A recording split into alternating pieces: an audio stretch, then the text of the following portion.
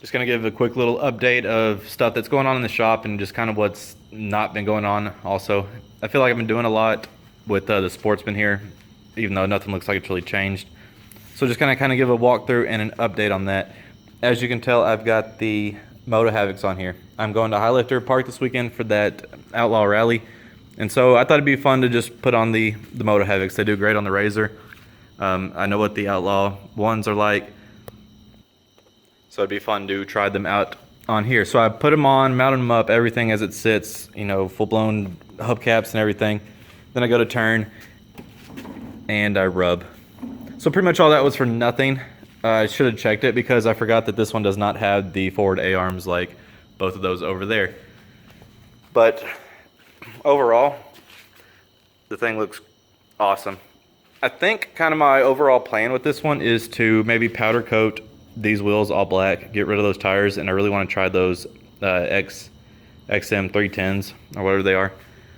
Just to kind of have that allows the Motohavoks and 310s. I've liked every one of those tires.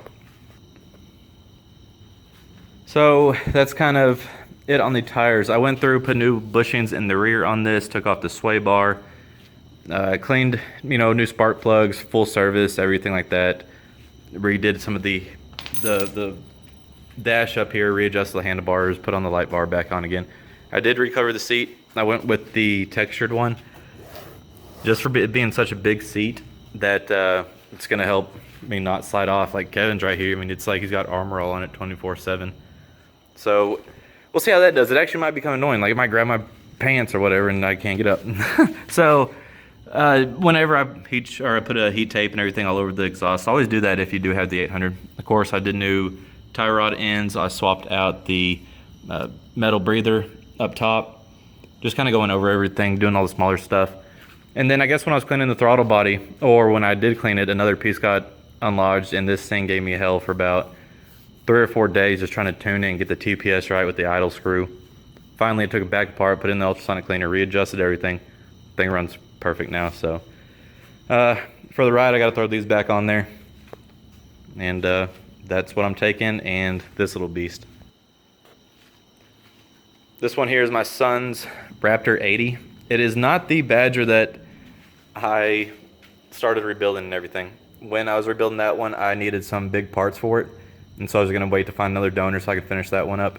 And this one showed up for like $400, pretty much as is. It didn't run, cleaned the carburetor, did a service to it. Thing started, it's been running perfectly ever since. Everything's still in good shape, so I'm not even really worried about that other one right now. I think I'm about to rob some parts off of it to just kind of build this one up. And so to go to the Outlaw Rally, to make it a little bit fun for him, took out the spark arrestor. It's pretty loud now, and also added this snorkel. It's actually a functional snorkel too. Go from the carburetor there through the stock one, and it's 2-inch because that hose is actually just running up into here with that filter compressed into that 2-inch. The way it's cut, male and female. On the airbox lid to hold it tight. Got to do the vent lines now. He's not going to take it through anything, but you know, he's like the big boys now. The Black Beauties over here are doing fantastic. That's my helmet that someone else commented on. No, I'm not going to wear it. The Razor is perfect. Rebuilt that one after the last ride. Just needed to do what I need to do. Still runs, still perfect. That one's the same way.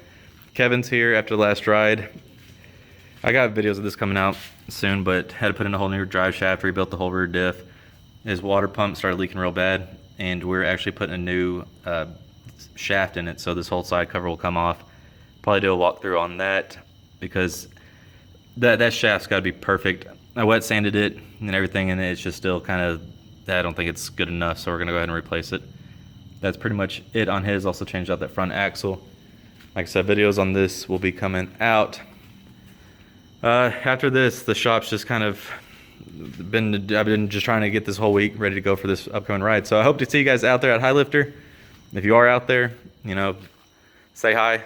We'll go ride, because really it's just my son and I meeting up with a couple other people out there.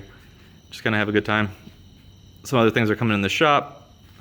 So I appreciate all the subscribers. It's been kind of jumping up. The channel's been doing good. You know, I want to try to just post up things that are relevant, even though none of these wheelers in here are really relevant anymore, but it's still a fun time in the process. We'll jump over to other projects that you are working on. So Thank y'all very much.